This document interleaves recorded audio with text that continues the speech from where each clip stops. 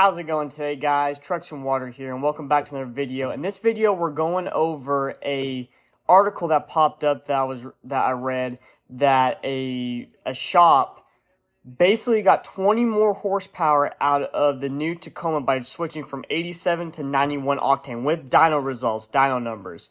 So we're going to get into this video and see, is this accurate, is this not accurate, or is there some inconsistencies that need to be looked at when looking at this dyno graph in this article. Alright guys, so we're going to get right into this video. So this is the article I found. It's 20 horsepower with 14 pound-feet of torque gained from 91 octane gas on a Tacoma gas engine 2.4 i4 dyno tested. Here's the video on it. I'll be linking this video in the video description and down in the bio. You can go watch this whole entire video. There'll be a snippet I'm going to put in here a little bit later in the video.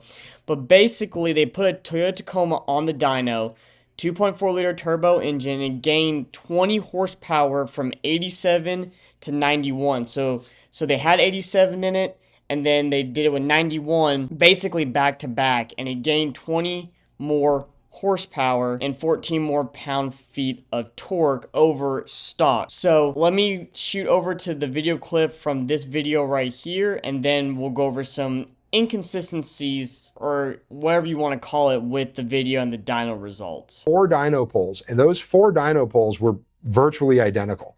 They were anywhere from 192 to 194 horsepower, which, you know, if you know anything about dynos, those are identical numbers.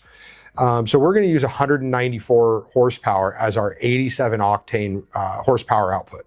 Once we got through those 4 dyno poles and the fuel lines in the truck started to consume what little 87 octane was still left in it, it started to burn all that away. Then we started seeing incremental gains all the way up to 214 horsepower, where we saw a 20 horsepower gain just by getting that fresh 91 octane fuel in.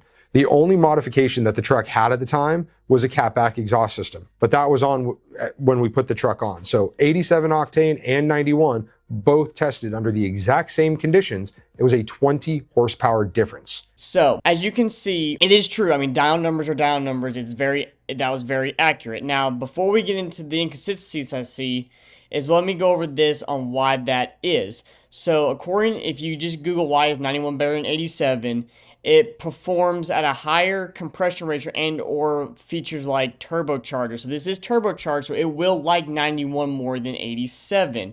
The higher octane allows more aggressive timing without causing engine knock, resulting in improved power and efficiency, which means there's not a pre-explosion before it's supposed to explode in the cylinder when it's supposed to. Higher octane fuel burns more slowly and resists detonation better than lower octane fuel and stuff like that. Now, if your car is designed to run 87 only, you're not going to notice any difference between 91 and 87 or 93 and 87.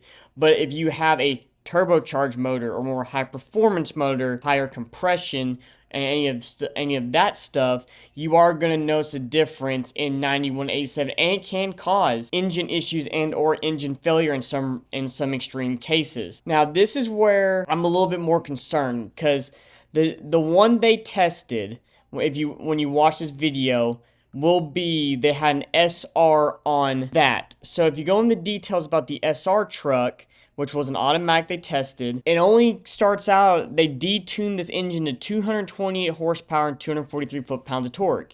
If you do a 15% loss in the dyno, which is about average, what you lose from your crank to your wheels, about 15% on average, it comes out to about the 194 horsepower rating that they were saying stock with 87.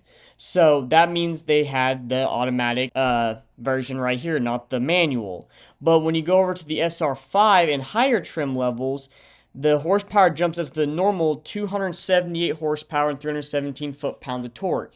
And when you do all the math, add in the 20 more horsepower, overstock the rear wheels, and up it to the crank, like this number is at a 278, it puts it out basically 300 horsepower. So is that the case though? Because what I'm thinking is, since this is the detuned engines tuned down, you got a lot more wiggle room in the whole computer system that can allow it to go up with the higher octane fuel.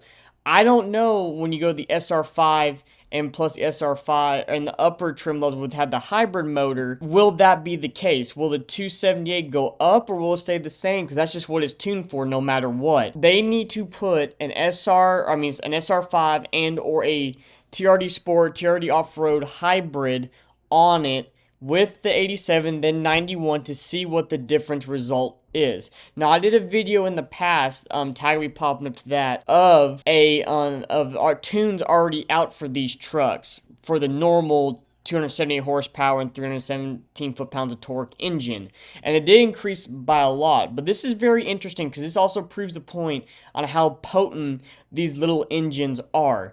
They are torquey. The torque comes on very early in the RPM curve, as you saw from the dyno graph, compared to the third gen V6 in that truck. We have to wring it out to get all that horsepower and torque. I want to see them do another test with a SR5, a TRD Sport, or an off-road or something like that with the same kind of thing, 87 to 91 or 93, and see what it does. Because yes, this is accurate. They did gain 20 horsepower, but it was on a truck that was already detuned from factory to 228 horsepower and 243 foot-pounds of torque. It's a base model work truck SR. Now, I want to know your all's thoughts and opinions down in the comments. Do you think this is accurate? Do you see anything that I missed or I didn't think of in this video? But let me know down in the comments what you all are thinking. Alright guys, like I said before, comment down below what you think and what you think of my opinion is on the inconsistencies and what they need to go back on and do another dyno result on.